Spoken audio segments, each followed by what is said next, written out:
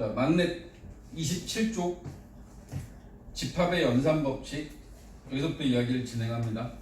그러면 우리 지난번에 공부했던 합교여차라고 하는 것에 대한 그러니까 그림으로 그렸을 때 이해를 할 수 있으면 돼. 우리가 집합의 연산이라고 해서 집합의 연산 그래서 네 가지 기호를 배우는데 자 먼저 A라는 집합이 있고 B라는 집합이 있을 때 여기 이 전체를 설명하는 거 얘를 A 합집합 B라고 하지. A 합집합 B 기호는 위로 열려있는 이 기호를 가지고 합집합. 그 다음에 똑같은 과정에서 A라는 집합이 있고 B라는 집합이 있을 때 겹쳐지는 부분 여기를 A 교집합 B 그치? 그리고 A라는 집합이 있으면 그 A를 제외한 나머지 부분을 설명하기 위해서 요 A의 바깥쪽 요 바깥쪽에 해당하는 부분을 우리가 A의 여집합이라고 이야기를 하고 두 집합 A가 있고 B라는 집합이 있을 때 요 두 집합 사이에서 순수한 A에서 B를 뺀 거죠. A에서 B를 뺀 집합 A 차집합 B. 그러니까 실제로 우리의 연산에 대한 기호는 합집합, 교집합, 여집합, 차집합 네 가지밖에 없어요. 네 가지가 있는 거고 얘네들에 대한 어떤 기본적인 성질까지 이야기를 했습니다. 그죠? 근데 얘네들을 가지고 여기서 연산에서 끝나는 게 아니라 지금 여기 정해져 있는 연산은 합집합이나 교집합이나 여집합이나 차집합 자기네들만 있는 거잖아. 근데 얘네들이 섞여서 진행될 때 특히 합집합과 교집합이 섞여 있는 세 집합의 연산을 하기 위해서는 어떤 과정들을 따라갈 거냐 이런 것들을 먼저 얘기를 할 겁니다. 첫 번째 얘네들이 우리가 연산을 할 때 이런 게 먼저 가능하면 좋다라고 해서 만들어낸 게 A 합집합 B하고 B 합집합 A는 같다. 그러니까 지금 이거 우리가 한 게 뭐야? 이거를 여러분들이 머릿속에다가 자기 걸로 만들기 위해서 생각해야 되는 게 이런 거지. A하고 B가 자리 바뀌어도 얘네들 두 개는 똑같다. A에다 B를 합치나 B에다가 A를 합치나 합집합을 만드는 건 똑같다. 이렇게 이해를 하시고 같은 방법으로 교집합도 이게 가능해요. A 교집합 B와 B 교집합 A 역시 둘의 자리를 바꿔도 같습니다. 자리를 바꾸는 법칙이라는 이름에서 여기 나와 있는 것들을 우리는 합집합과 교집합에 대한 교환 법칙이 성립합니다 라고 이야기를 할 거고 이런 자리를 바꾸는 게 자유로운 것들은 상당히 연산을 진행하는 과정에서 편리함을 나중에 느껴. 근데 우리는 그러니까 뭐 얘네들이 자리를 바꾸면 얘는 성립해 이런 것들 때문에 막 그걸 고민하면서 하는 게 아니라 자연스럽게 많이 할 거거든. 많이 쓸 거예요. 많이 쓸 거라서 이 교환 법칙이라고 하는 법칙이 있다. 하나 알아두시고 그리고 나서는 이제 결합 법칙이라는 걸 이야기합니다. 결합 법칙이라고 하는 건 서로 다른 세 집합 A하고 B의 교집합이 있고 교집합 C를 할 거야. 그러니까 A, B, C라고 하는 세 개의 집합이 있는데 A하고 B의 겹쳐지는 부분 뭐 예를 들어 벤 다이어그램을 그려보면 A라는 집합, B라는 집합, C라는 집합이 이렇게 있어. 여기다가 A 교집합 B A 교집합 B면은 이 부분일 거 아니야. A하고 B가 겹쳐지는 부분이니까 이거하고 C도 겹쳐지는 부분은 어디야? 여기 C까지 합쳤을 때 이 C하고의 겹쳐지는 부분은 이 중간에 오는 이 부분이겠지. 그치? 그러니까 A 교집합 B에다가 C를 교집합하면 이 가운데 A와 B와 C가 동시에 만족하는 부분이 나온다. 근데 얘네들을 이렇게 해도 돼요. A에다가 교집합 B 교집합 C를 해도 되더라. A라는 집합이 있고 여기에 B라는 집합과 C라는 집합이 이렇게 있을 때 우리는 뭐 그 사칙 연산하듯이 덧셈, 뺄셈, 곱셈, 나눗셈 할 때 괄호가 먼저 하는 거야. 괄호를 B하고 C의 교집합, B하고 C의 교집합이 이 부분이야. 응? 요거하고 그 다음에 요 앞에 있는 A하고의 교집합을 구해보면 그러면 요 가운데 있는 요 부분만 되겠지. 응? 그림을 보시면 알겠지만 요 두 개의 그림이 똑같아요. 똑같습니다. 그래서 우리는 A 교집합 B 교집합 C하고 A 교집합 B 교집합 C. 그러니까 누구를 먼저 하느냐의 차이인 거야. A하고 B를 먼저 교집합을 구한 다음에 C랑 교집합을 구할 거냐, B하고 C를 교집합 만든 다음에 A하고 만들 거냐. 이 괄호를 여러분들이 마음대로 바꿔도 상관없는 거지. 응? 자, 이거를 하기 위해서 여러분들 머릿속에 있어야 되는 건 뭐냐? 얘네들은요 이런 거예요. 응? 여기 나와 있는 건 서로 다른 세 집합이 있고 연산이 똑같아. 교집합 똑같아. 그럼 괄호의 위치를 바꿔도 되는 거야. 응? A하고 B 앞에 있었던 걸 뒤쪽으로 옮겨도 상관없다. 합집합도 마찬가지입니다. A 합집합 B에다가 합집합 C를 하고, 그리고 A에다가 합집합 B 합집합 C랑 합치는 게 얘네들도 같아요. A하고 B를 합치면 이 부분이 되거든. 여기다가 C도 합쳐. 그러면 A, B, C 안쪽에 있는 모든 부분이 다 들어간 거야. 마찬가지로 여기다가 B하고 C를 합쳐. 그리고 나서 여기다 A를 합쳤어. 그러면 다 들어가잖아. 똑같잖아. 얘네들이 서로 같다라는 거지. 이 두 가지를 잘 보시면 서로 다른 세 집합 사이에 같은 연산을 할 때는 괄호의 위치를 바꿔도 된다. 괄호의 위치를 바꿔도 된다. 이게 결합법칙이다. 결합법칙. 그러니까 두 개의 집합을 결합한다는 뜻이에요. 두 개의 집합을 묶어주는 법칙. 결합법칙인 거야. 결합법칙. 전제를 잘 알고 있어야 돼. 서로 다른 세 집합, 같은 연산. 알겠어? 응? 서로 다른 세 집합이 있는데 연산이 달라. 응? 예를 들어서 여기에 A 합집합 B가 있고 교집합 C가 이렇게 있어요. A 합집합 B에다가 교집합 C를 한다. 그러면 얘네들을 가지고 우리는 어떻게 하냐면 서로 다른 세 집합의 연산이 다르면 우리 마치 이런 거하고 똑같아. A 더하기 B가 있고 요 뒤에 C를 이렇게 곱했어. 그럼 우리 C를 어떻게 하지? 요 C를 A 더하기 B 곱하기 C. 그럼 어떻게 해? 응? 왜 이게 돼? 막 곱해요. 어떻게 해요? 얘 불러 그냥. 곱하기 C. 그래, 이거를 분배하면 이러고 있으면 어떻게 하냐고. 수민아 이거 어떻게 하니? A 더하기 B의 C를 곱했어. 그럼 우리 C를 앞에다가 뒤에다 이렇게 분배하지 않아? AC 더하기 BC라고 쓸 수 있는 거 아니야? A하고 B 더하기 C가 있어. 그러면 A 곱하기 B, A 더하기 C, AC 이렇게 만들 수 있는 거 아니야? 그러니까 연산, 곱셈하고 덧셈이라고 하는 서로 다른 연산이 있을 때 우리는 곱하기 C를 앞에 있는 A하고 B에다가 분배할 수 있잖아. 그런 것처럼 여기 나와 있는 합집합과 교집합이라고 하는 게 나눠져 있으면 우리가 하는 건 이렇게 한다고. 요 뒤에 있는 교집합 C를 A에다가 B에다가 분배하는 거야. 분배를 해서 어떤 결과를 만들어내냐면 A 교집합 C, B 교집합 C, 요 사이에다 합집합 이게 만들어준다고. 똑같으니까 A 합집합 B 교집합 C 이렇게 있다고 할까? 그러면 이것도 서로 다른 세 집합의 연산이 다르지.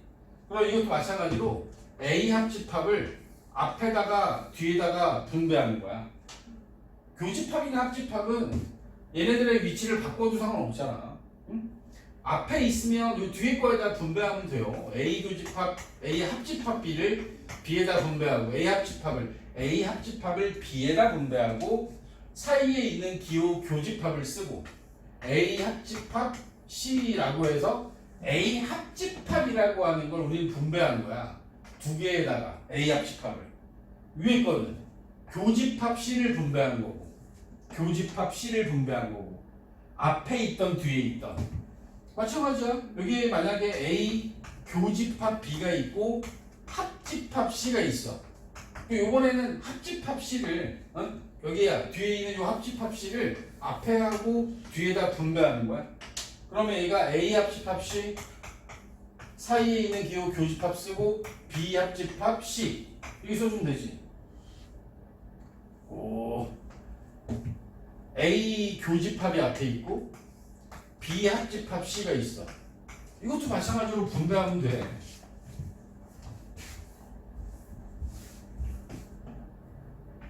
A 교집합 B 합집합 A 교집합 C 한 개짜리 A 교집합을 B 합집합 C에다가 각각 분배한다라는 의미에서 여기 나와 있는 이런 표현을 우리가 분배 법칙이라고 이야기를 합니다. 분배 법칙.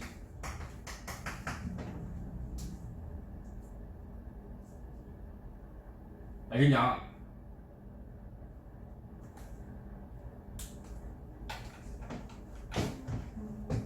자, 앞에 거하고 뒤에 게 거의 비슷해요.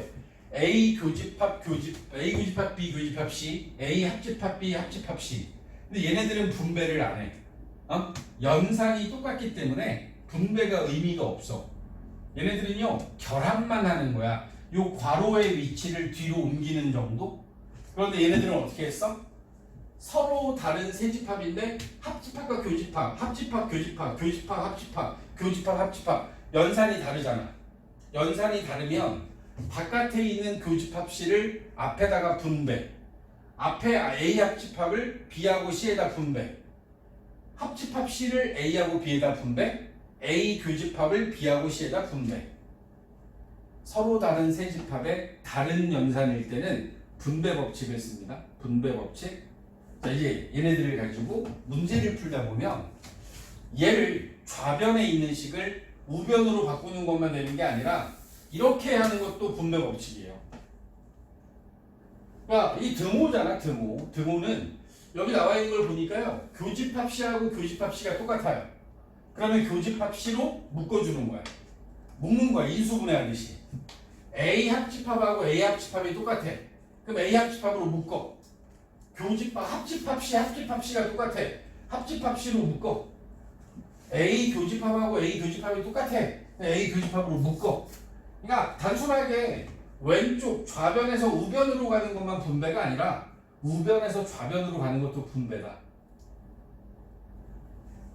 결합은 서로 다른 세 집합의 같은 연산, 분배는 서로 다른 세 집합 사이에 다른 연산을 할 때는 분배를 합니다. 오, 알아둡시다. 그래서 세 가지 법칙이죠. 교환 법칙, 결합 법칙, 분배 법칙이라는 게 있어요. 알아두셔야 됩니다. 우린 알아둬야 돼. 알아둬야 돼.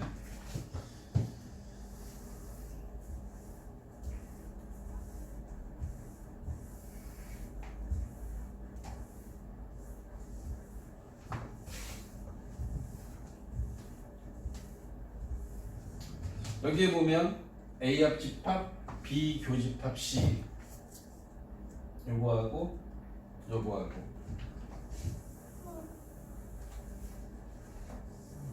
그 하단에 나와 있는 벤 다이어그램으로 증명하는 과정이 이 두 가지가 증명이 되어 있습니다. 요거는 요게 이제 84번이고 85번인데 84번에 A가 있고 그 다음에 B하고 이 C가 있어. C하고 이렇게 있는 거야. 요거하고 여기 A가 있고 B, C가 이렇게 있을 때 우리가 여기 어디다가 색칠해 줘야 되느냐? 응? 어디다 색칠해 줘야 되느냐? A 이거하고 B 교집합 C를 합치면 여기 이 부분에다 색칠하면 되지. 그래서 합쳤으니까. 그리고 A 합집합 B면은 자, 이 파란색으로 빗금치는 부분이야. 여기가 A 합집합 B. 그리고 나서 노란색으로 A 합집합 C가 또 여기가 이렇게 색칠되거든. 그러고 나면 겹쳐지는 교집합이니까 겹쳐진 부분은 노란색과 파란색이 모두 들어간 건 이 부분이지. 그러니까 여기 똑같잖아 둘이. 그치? 똑같지? 그러니까 왼쪽에 있는 그림과 오른쪽에 있는 그림에 똑같이 이 부분을 색칠해 주면 되는 거야. 응? 요렇게 색칠해 주면 돼.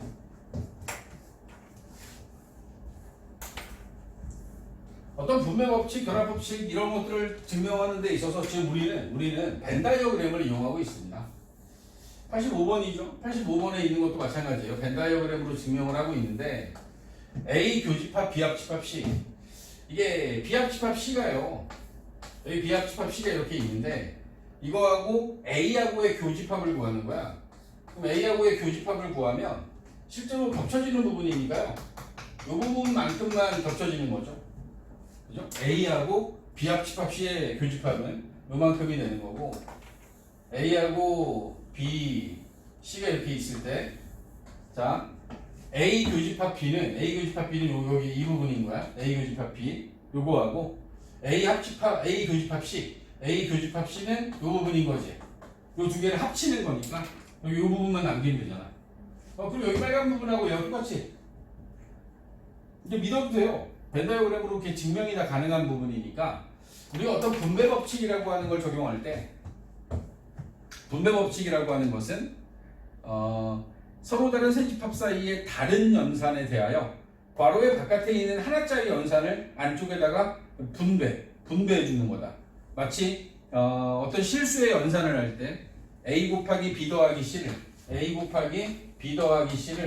A를 분배하는 것처럼 AB 더하기 AC라고 쓰는 것처럼 우리 이런 집합의 경우에도 합집합이나 교집합의 경우에는 이렇게 분배가 가능하다.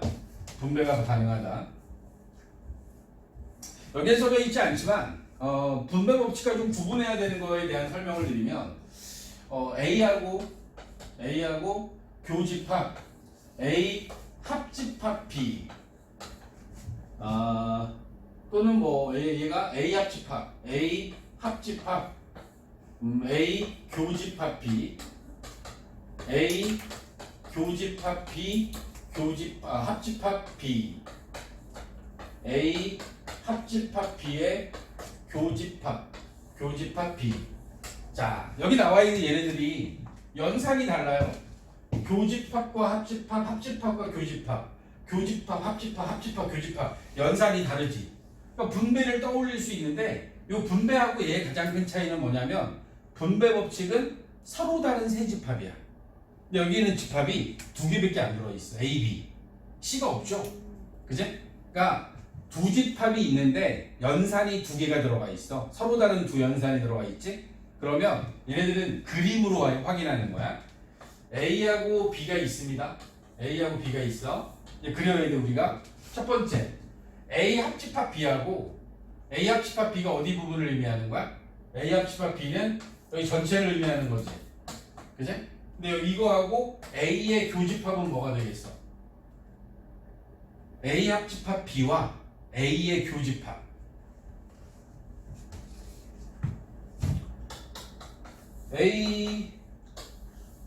A하고 A 합집합 B의 교집합이 뭐냐고. 교집합 겹쳐지는 부분. 왜 A지 그냥. 이건 A야 A.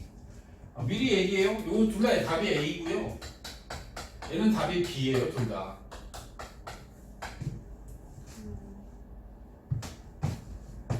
요 A라는 집합이 요 안에 포함되어 있어. A 합집합 B에 A가 들어있어. 그러니까 교집합을 구하면 A가 나올 수밖에 없고 A 교집합 B는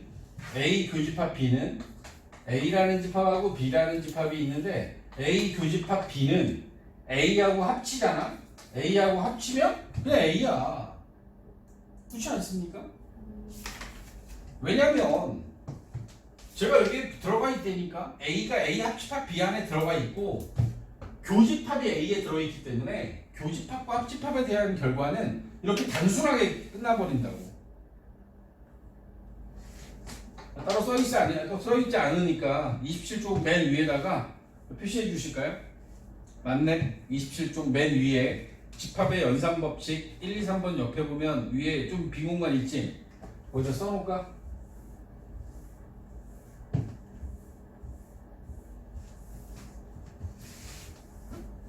서로 다른 세 집합의 다른 연산 분배 법칙. 다른 연산인데 집합이 두 개밖에 없어. 얘네들은 특별히 따로 이걸 법칙이라고 얘기하진 않는데 우리가 이름 짓기를 얘네들은 흡수 법칙. 뭐 우리끼리만 부르는 용어입니다. 한쪽으로 그냥 흡수돼 버리는 거야. 흡수되는 거야. 하나짜리로 흡수되는 현상. 집합이 두 개인데 연산 두 개가 서로 달라. 그럼 이렇게 한쪽으로 흡수되더라.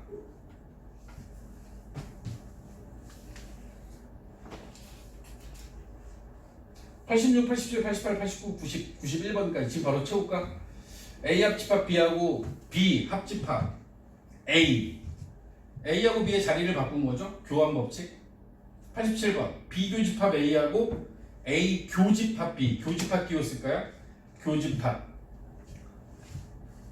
교집합이 어떻게 생긴지 알지? 똑같은 기호 쓰면 돼요. 비교집합 A, A 교집합 B. 88번 A, B, C 합집합 서로 다른 세 집합인데 기호가 똑같지? 그지? 연산이 같잖아. 그럼 이거는 결합법칙. 88번에는 C가 들어가야 됩니다. C. 89번도 결합법칙입니다. 교집합 들어가야 됩니다. 교집합 90번은 서로 다른 세 집합의 연산이 달라. 분배. 첫 번째 네모에 B, 두 번째는 A가 들어가야 되죠. A 합집합 B 교집합에 A 합집합 C, BA가 들어가고 91번은 자 이것도 분배 법칙이라고 했어. 응? A 교집합이 똑같잖아. A 교집합으로 묶어. 첫 번째 빈칸에 교집합. 그리고 뒤에는 B 합집합 C, 합집합 기호가 들어가야 돼. 교집합의 합집합.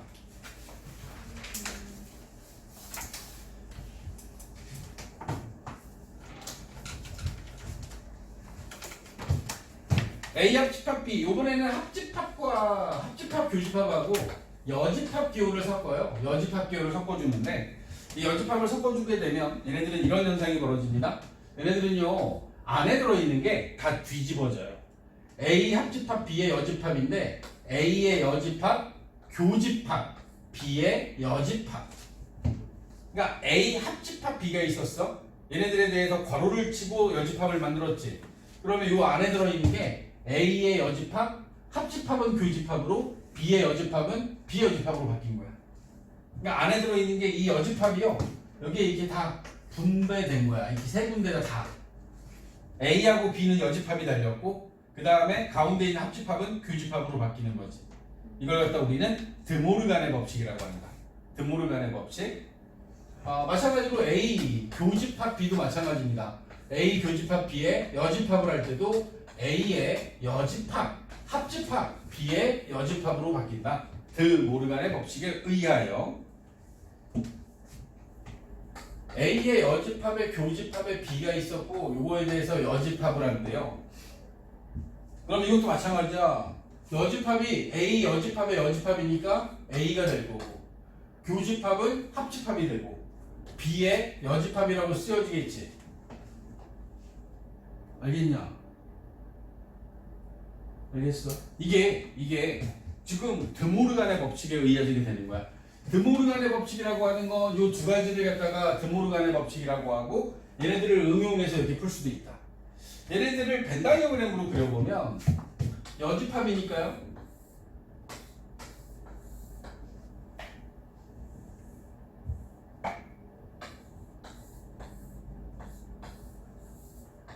A, B가 이렇게 있고 생각해봐. 얘가 의미하는 건요.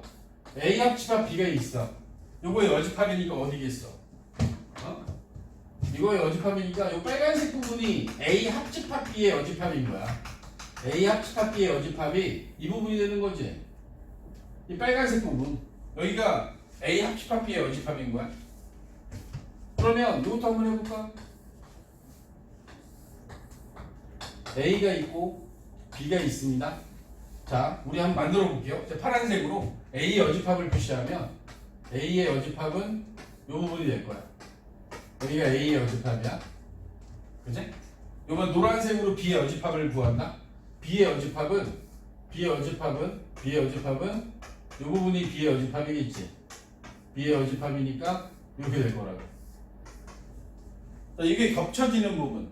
노란색도 지나가고 파란색도 지나간 부분이 어디냐면 노란색도 지나가고 파란색도 지나간 건 이 부분이잖아. 얘하고 똑같지.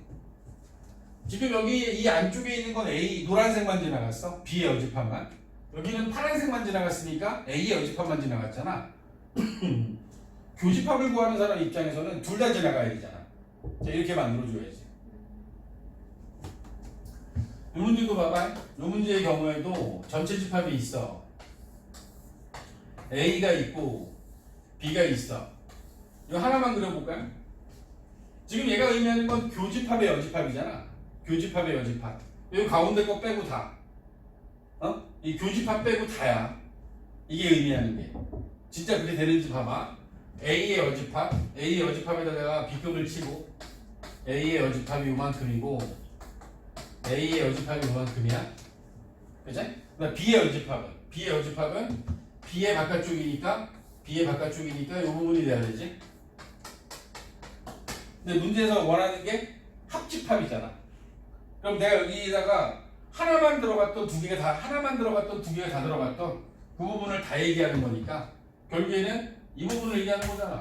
여기 다 이 부분, 여기도 포함하고 이 부분도 다 들어가고 어디만 빼고 교집합만 빼고 교집합의 여집합 빼고 두 개 그림에 모두 이 부분을 색칠해 줘야 되는 거야. 교집합 뺀 나머지 부분에 색칠을 하시면 되죠. 수민아 어차피 집에 가서 안 할 건데 여기서 다 해.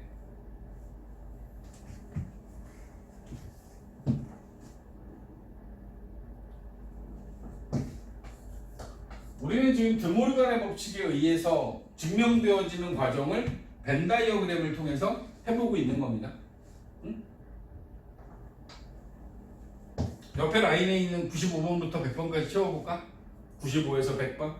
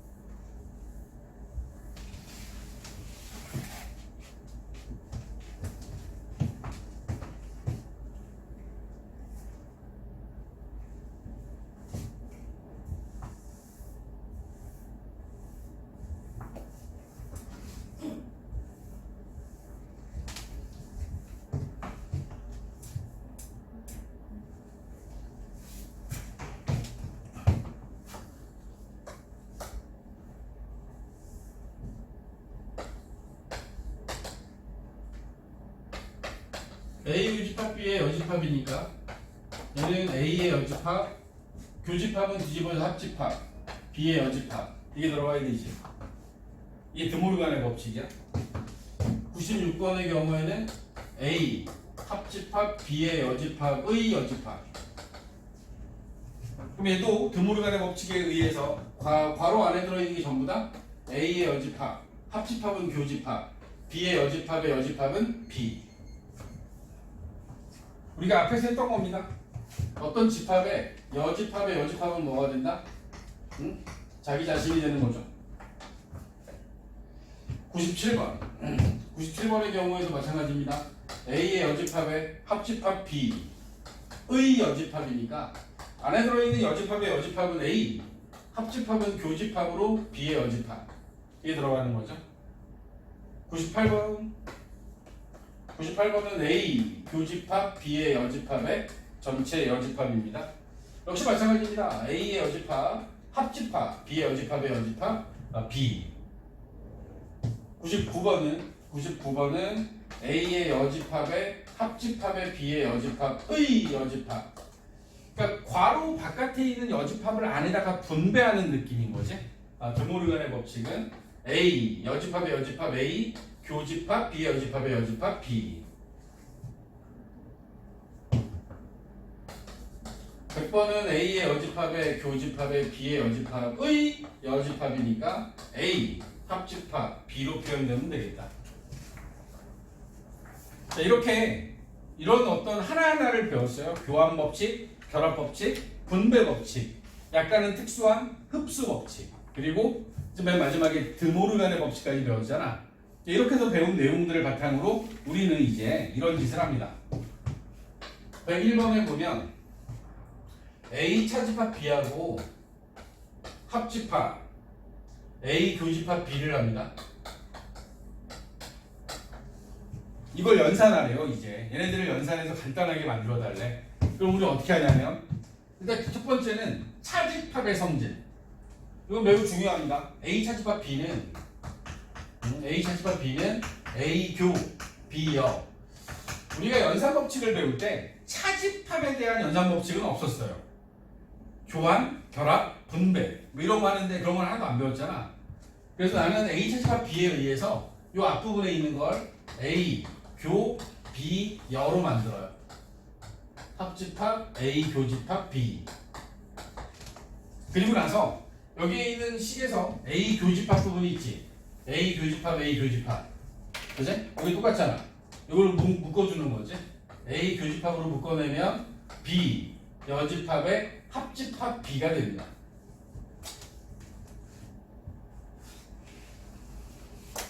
그리고 나서 B의 여집합에 B를 합쳤어요. B하고 B의 바깥쪽으로 합치면 얘는 전체가 돼야 되죠. 전체. A 교집합 전체. A하고 전체 집합의 교집합은요 언제나 그냥 A가 남아요. 집합의 연산 법칙 중에서 이 문제에서 원하는 건 요거죠. 여기에서 이로 넘어갈 때 쓴 게 도대체 뭐냐? A 교집합으로 묶었잖아. 그치? 분배 법칙을 거꾸로 쓴 거야. 이 분배 법칙을 쓴 거예요. 분배 법칙으로 얘네들을 묶어준 거지.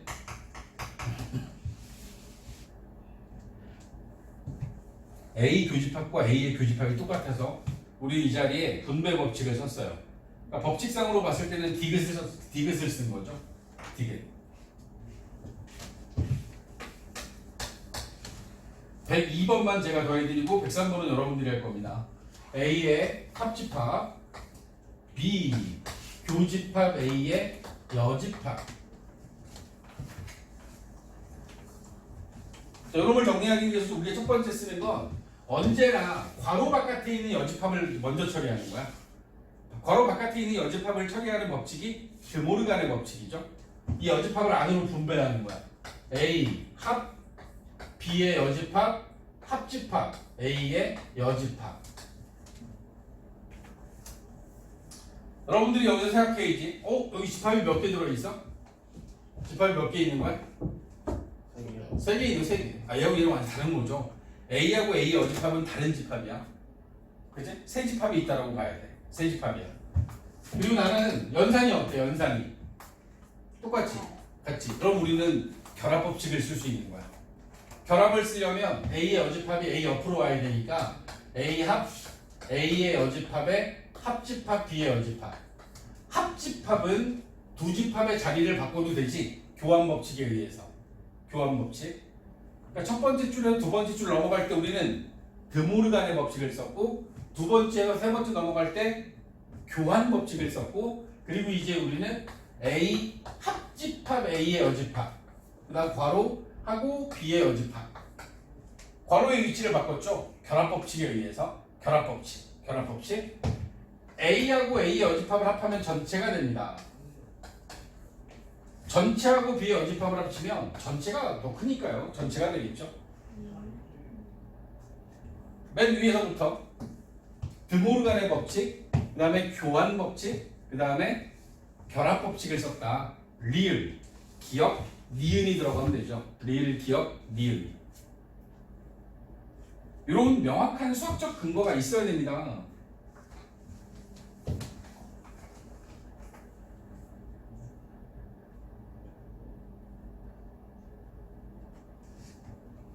(104번)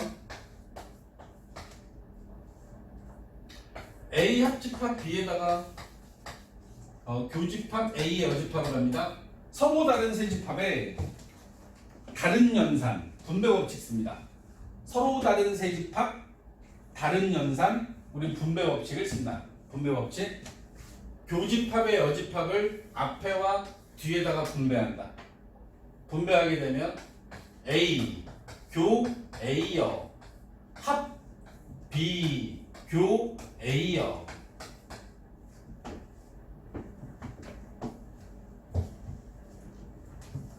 A와 A의 여집합의 교집합은 있을 리가 없어요. 공집합.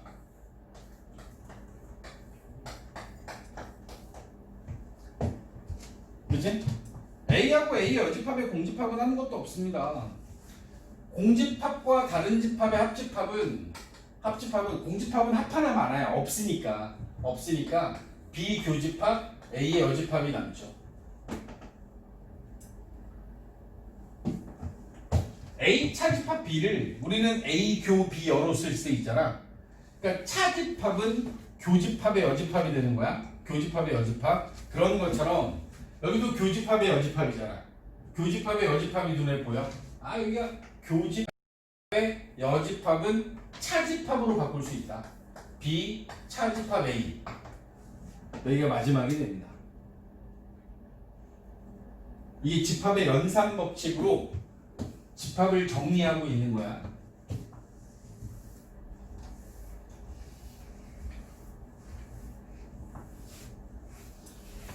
자, 맨 마지막에 있는 107번 하나 더 해드리겠습니다. 107번.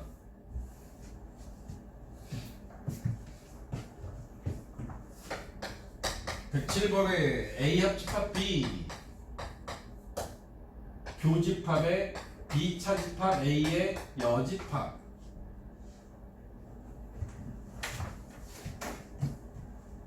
자, 순서는 이렇습니다. 괄호의 바깥에 있는 여집합에 대하여 얘네들을 갖다 먼저 풀어주는 작업이 필요하다. 이게 드모르간의 법칙이야. 근데 그것보다 더 먼저 해야 되는 건 차집합은 집합의 연산 성질에 어느 것도 쓸 수 있는 게 없어요. 차집합을 먼저 이 차집합을 B 차집합 A를 B교 A여로 바꿔야 된다. 이게 먼저야. 그래서 우리는 하는 작업이 A 합 B의 교집합에 B교 A여. 두 번째, 언제나 바깥에 있는 여집합은 드모르간의 법칙으로 얘를 정리하고 시작합니다. 이게 두 번째 작업입니다. 그래서 바깥에 있는 여집합을 드모르간의 법칙에 의해서 A 합 B의 교집합 B의 여집합 합집합 A라고 바꿨을 겁니다.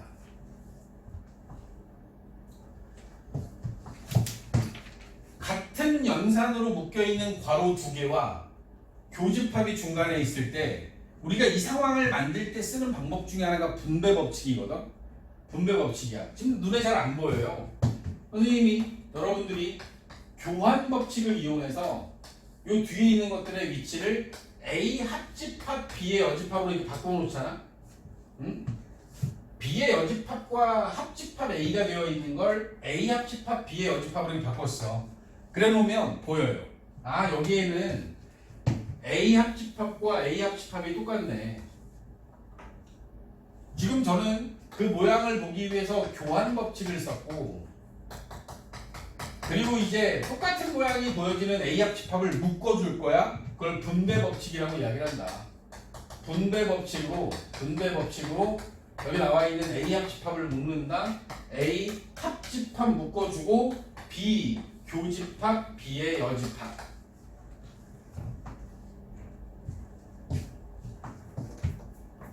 B 교집합 B의 여집합은 어떤 집합과 그의 여집합의 교집합은 아무것도 없어요. 따라서 이거는 우리가 공집합이라고 잡아주면 되고, 공집합은 어떤 집합과 합쳐도 의미 없는 집합이야. 그냥 A만 남아요. A만 남습니다. 이런 과정에 의해서 지금 우리는 빈칸 채우는 문제로 풀었지만 얘가요, 문제에서 맨 위에 이거 한 줄을 주고 얘를 구해라 라고 하는 문제로 나와요. 이 중간 과정은 여러분들이 쓰셔야 됩니다.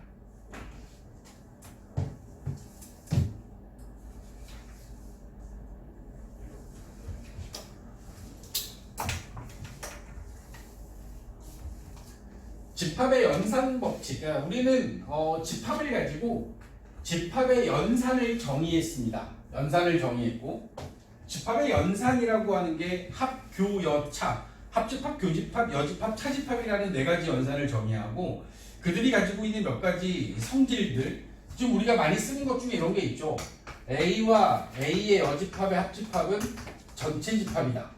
A와 A의 여집합의 교집합은 아무것도 없다. 뭐 이런 것도 쓰고 있고, 그치? 이게 연산의 집합의 연산의 그냥 기본적인 성질들입니다.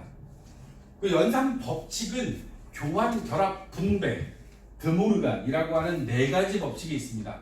교환 법칙, 결합 법칙, 분배 법칙, 드모르간의 법칙. 그리고 여기 앞에서 많이 쓰는 것 중에 차집합의 성질도 많이 쓰죠. A 차집합 B는 A 교 B여, 뭐 이런 것들을 갖다 쓰는 거 아니야? 이런 것들을 이용해서 여러분들은 집합을 정리하고 간단하게 만들어줄 수 있어야 된다. 알겠냐? 유한집합의 원소의 개수에 대한 이야기 바로 이어서 가겠습니다. 유한집합의 원소의 개수에 대한 이야기를 할 때 우리가 먼저 몇 가지 기본적인 것들 먼저 얘기하고 갈까? 유한집합의 원소의 개수를 구하는 과정에서 많이 쓰는 게 먼저 이런 게 있습니다. 첫 번째는 A의 여집합. 여집합의 원소의 개수는 어떻게 구해야 될까? 여집합.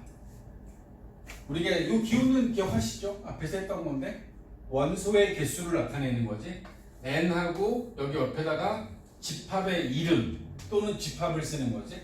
A라는 집합의 원소의 개수, A의 여집합의 원소의 개수를 나타내는 거야. 여집합이 전체 집합을 기준으로 해서 여집합이라고 하는 게 A가 있으면 요 바깥쪽을 말하는 거야.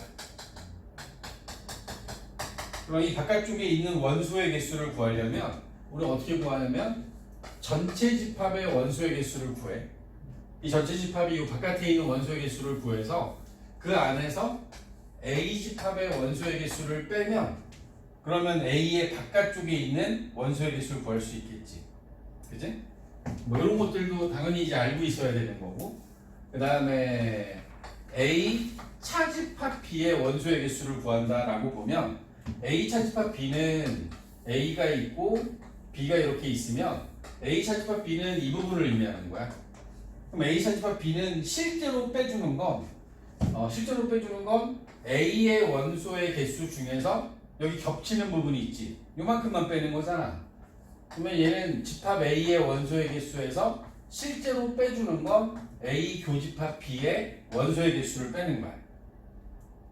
A 교집합 B의 원소의 개수를 빼는 거야. 이렇게 생각할 수도 있죠.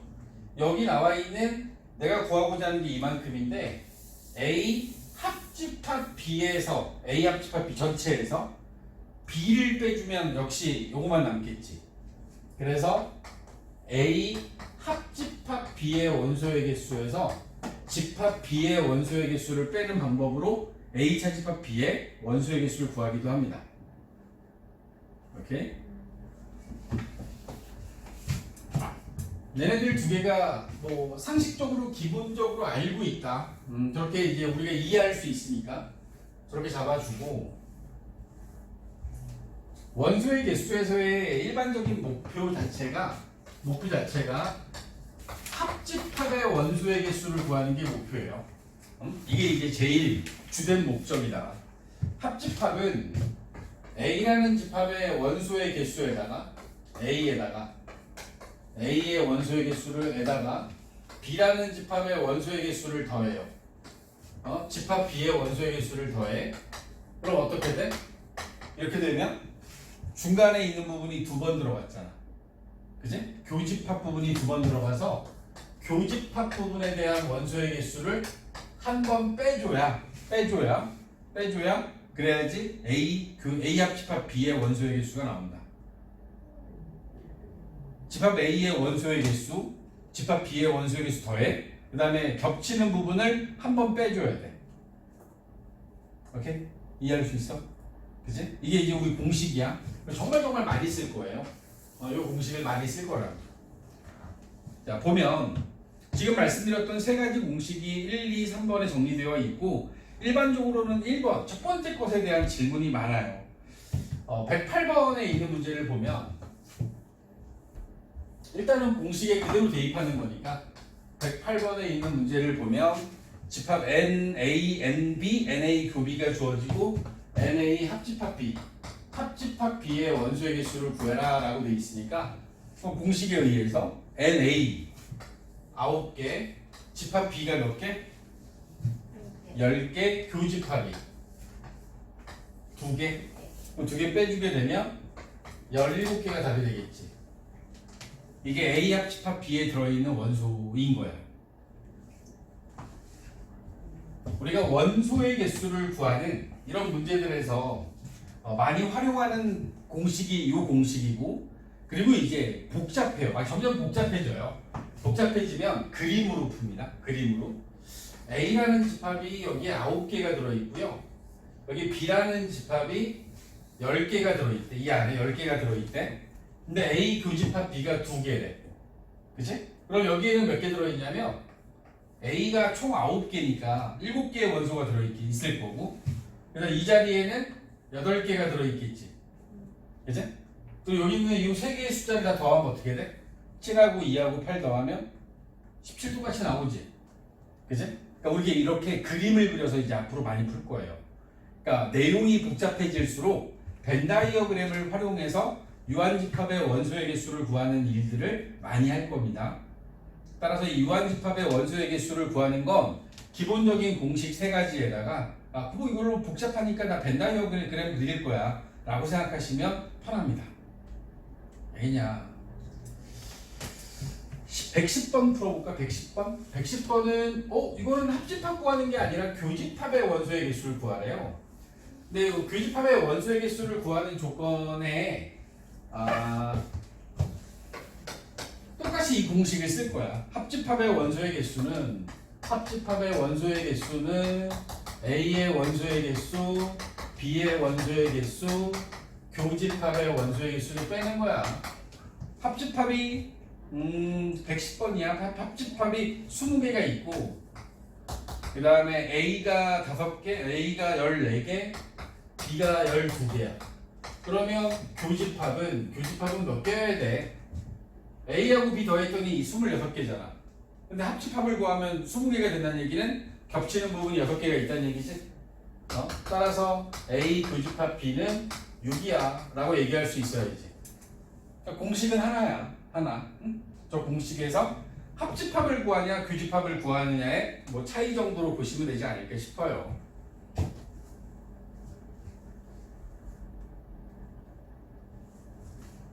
(113번에) 보면 똑같은 또 이제 질문인데 원래 이 안에 구성하고 있는 요소 자체가 4가지가 있어요.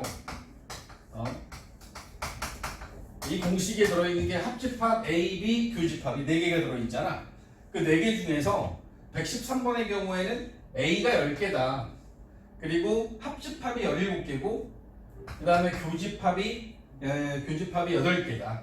이렇게 주고 B의 원소의 개수를 구해라 이렇게 준 거잖아. 그러면 10에서 8 빼면 2니까 2개 빼면 2니까 얘가 15가 돼야 되겠네. 10에서 8 빼면 2잖아. 그러면 얘가 15여야지. 그래야지 17개 될 거 아니야. 이렇게 이해하시면 돼요. 114번. 114번을 선택하는 건 A 교집합 B가 이게 공집합이래요. 이것의 의미는 A 교집합 B의 원소의 개수가 몇 개라는 얘기야? A 교집합 B가 아무것도 없다는 얘기지. 응? A 교집합 B가 공집합이라는 얘기잖아. 그럼 교집합이 원소의 개수가 아무것도 없는 거니까 얘는 우리가 앞에서 공부했던 서로소에 대한 이야기예요. 서로소인 두 집합은요, A가 있고 B가 이렇게 있는 거야. 따로따로 있는 거지. A가 9개, B가 5개야. 얘가 9개, 얘가 5개야. 그러면 A 합집합 B는 몇 개가 되겠어? A 합집합 B는 2개 돼서 14개 되면 되잖아. 뺄 게 없는 거지. 교집합이 없으니까.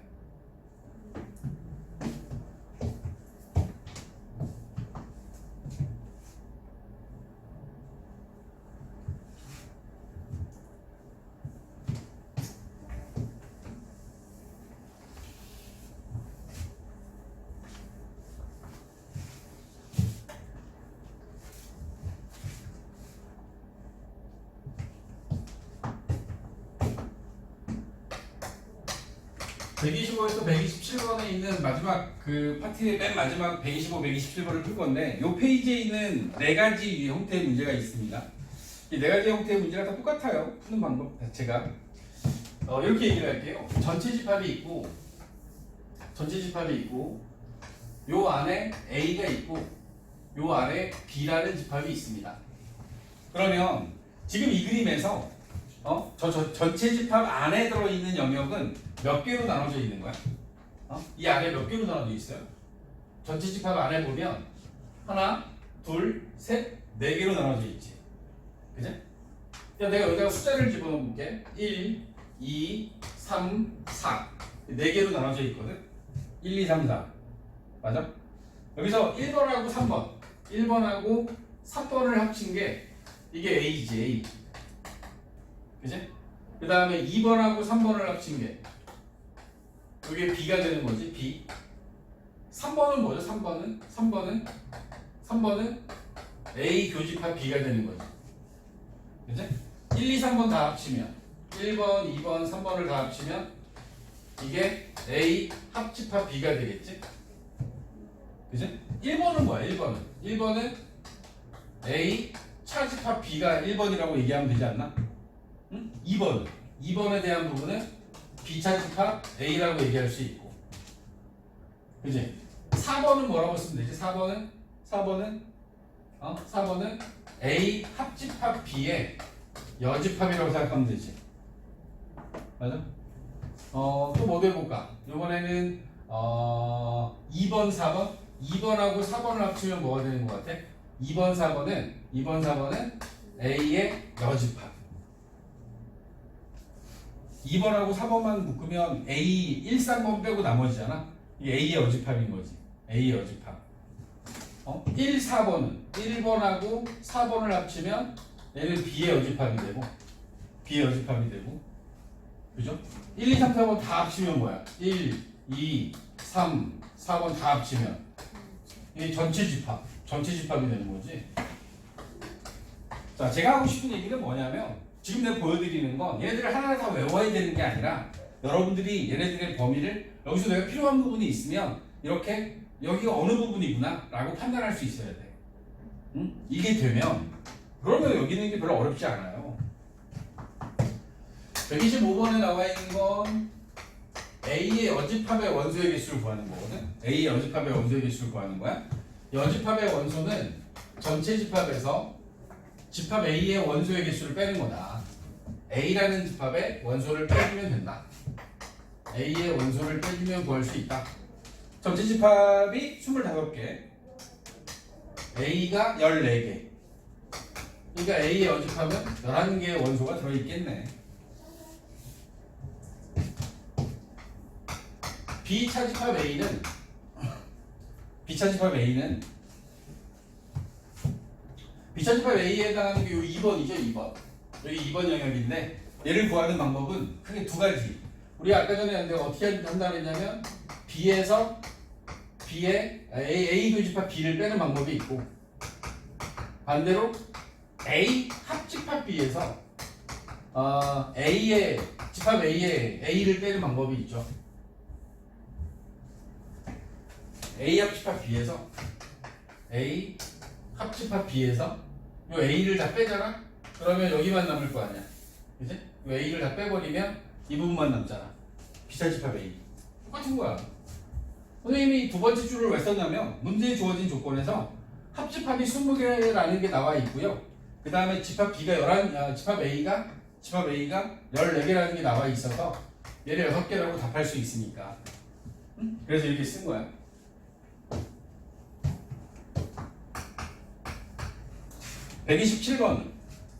127번은 얘가 여기도 있죠. A 교집합 B의 여집합. 자, 우리 이렇게 생각해야 돼. 우리가 구하고자 하는 건 여집합이니까 전체 집합에서 A 교집합 B를 빼면 이게 A 교집합 B의 여집합인 거야. A 교집합 B의 여집합. 1번, 2번, 4번. 1번, 2번, 4번. 그치? A 교집합 B의 여집합은 요 3번이 A 교집합 B잖아. 3번 빼고 1, 2, 4번 구하는 거야. 1, 2, 4번. 1, 2, 4번에 들어있는 얘를 구하려고 봤더니 문제에 교집합이 안 나와 있어요. 그죠? 이 교집합이 안 나와 있습니다. 그래서 이 문제를 풀려면 먼저 요 앞에서 요거 시작하기 전에 교집합을 먼저 구했어야 돼.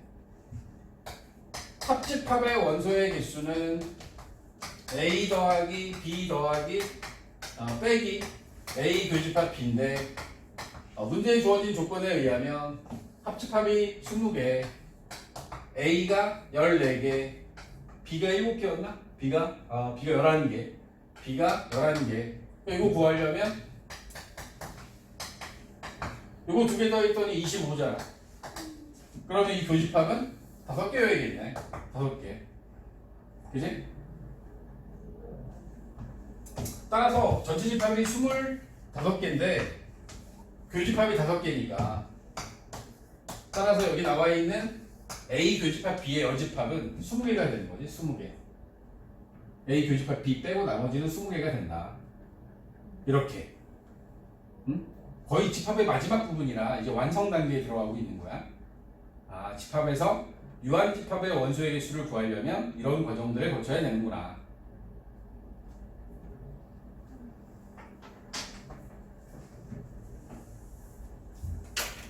이해할 수 있을까? 집합이라는 것을 가지고 일단 여러분들은 만렙 교재에서는 33쪽까지의 문제를 풀 수 있는 내용을 공부했고, 요거 풀어야 돼. 앞으로 이제 우리 수학 게임 잠깐 돌아볼까요?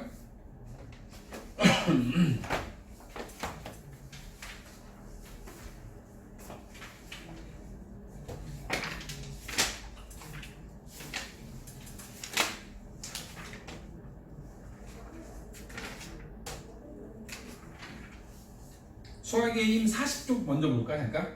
수학 게임 40쪽.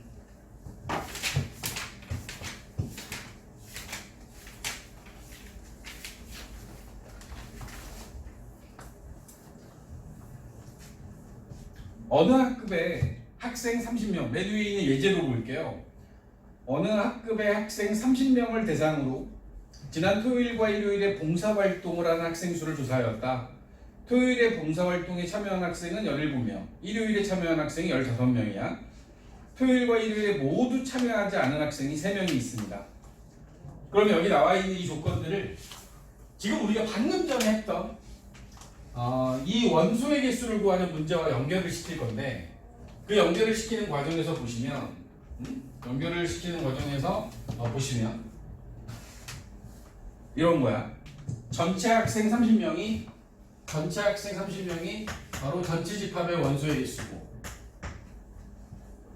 토요일에 봉사활동한 학생들의 집합을 A라 하면 집합 A의 원소의 개수 17명, 일요일에 봉사활동을 한 학생 수 얘를 집합 B라고 잡으면 15명.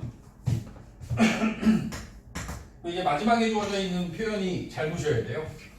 토요일과 일요일에 모두 봉사활동을 참여하지 않은 학생이 3명이야. 토요일에 봉사활동을 안 했어. A의 여집합. 그리고는 교집합이지. 또는 합집합, 그리고는 교집합이야. 일요일에도 봉사활동을 하지 않았어. 요 아이들이 3명이 있대요. 그치? 이게 맨 마지막에 이게 좀 어렵네. 이 부분에 대해서 우리가 조금 더 해석을 더 해보면, 요 아래 들어있는 A의 여집합, 교집합, B의 여집합은 드모르간의 법칙에 의해서 저 여집합을 묶어버릴게요. 얘네들을 묶어버리면 A 합집합 B의 여집합과 얘가 같은 집합이에요. A 여, 교 B 여는 A 합 B의 전체 여집합이 됩니다. 문제가 좀 어렵다 싶으면 이렇게 하나 하겠습니다. 벤 다이어그램을 그려라. 벤 다이어그램을 그려서 여기에 A라는 집합 토요일, B라는 집합 일요일에 봉사활동하는 학생이 있는데, 문제에 주어져 있는 숫자들을 여기다 써보면 전체 학생 수 30명이 있다. 토요일에 봉사활동을 한 애들이 17명이 있고, 일요일날 봉사활동을 하는 학생이 15명이 있는데 봉사활동을 합집합의 바깥쪽에 여기 3명이 있어요. 그러니까 봉사활동을 아예 안 한 학생이 3명이 있는 거지. 그럼 전체 30명 중에서 요 봉사활동을 한 학생들, 한 학생은 3명 빼고 27명이 이 안에 들어가 있지. 27명. 근데 얘네들 합치면 몇 명이야? 합치면 32명이지. 32명. 그러면 27명인데 32명이라는 얘기는 요 사이가 5명이 있다는 얘기야. 그치? 30명 중에서 봉사활동을 안 한 학생이 27명이 있어. 응? 그렇다는 얘기는 봉사활동을 한 학생이 27명이잖아. 그치? 27명인데 요 두 개 합쳤더니 32 나와요. 그 얘기는 5명은 토요일에도 하고 일요일에도 한 거야. 그럼 토요일에만 한 학생은 12명. 17명 중에서 5명 빼고 12명. 15명 5명 빼고 10명. 이렇게 다 만들잖아? 이거 다 더하면 30 나와야 돼. 12, 5, 10, 27. 30 딱 되잖아. 이걸 보고서 이제 답을 하는 거야. 문제에서 토요일하고 일요일 중 적어도 하루는 봉사활동에 참여한 학생 수. 일요일이나 토요일이나 일요일날, 그러니까 토요일에만 봉사활동을 한 학생, 일요일에만 봉사활동을 한 학생, 토요일하고 일요일날 둘 다 한 학생. 그럼 여기 나와 있는 1번은 A 합집합 B의 원소의 개수를 구하라는 거구나. 그치? 이렇게 이해하면 되지. 요 놈은 전체 집합에서 A 합집합 B의 여집합의 원소를 빼주는 방법을 선택하면 좋습니다. 그러니까 이게 왜냐면 바깥에 3명이 있었잖아요. 30명 중에서 3명을 빼면 27명이 토요일이나 일요일날 봉사활동을 하는 거지. 2번은 토요일과 일요일에 모두 봉사활동을 참여했다? 모두 A 교집합 B를 구하라는 거잖아. 그치? 교집합 우리 구해놨죠? 5개라도 5명. 마지막에 토요일에만 봉사활동을 했대. 토요일에만 봉사활동을 하는 학생은 A 차집합 B예요. 응? A 차집합 B. 여기 12명이 들어가죠? 12명. 그치? 벤 다이어그램을 그리고 벤 다이어그램을 볼 수 있으면 조금은 더 편하게 문제를 풀 수도 있습니다. 오케이. 이해하십니까? 자, 물론 수학의 힘을 풀기엔 약간 부족함이 있습니다. 부족함이 있어서 아마 풀다 보면 많이 막힐 수도 있는데 수학의 힘 같은 경우에도 45쪽까지의 내용이 마무리가 된 거고 앞에서부터 비워져 있는 부분들을 채워나가면서 반드시 공부를 해갖고 오셔야 됩니다. 그래야 우리는 명제를 나갈 수 있습니다. 명제 쪽에 있는 이야기, 명제가 끝나고 뭐 함수까지, 적어도 함수까지는 공부를 해놔야 여러분들이 중간고사 준비하는데 도움이 되지 않을까 싶습니다. 오! 저희 중간고사 안 보고. 알아요. 광희는 안 보는 건 알고 있습니다. 근데 이제 문제는 그거죠. 안 본다라는 얘기는 결국에는 기말고사 범위가 넓을 수밖에 없고 그런 상황이 되면 나중에 2학년 때 많이 힘들어집니다. 바짝 없는 걸 알고 있죠. 바짝 긴장하고 공부합시다. 수고들 하셨습니다.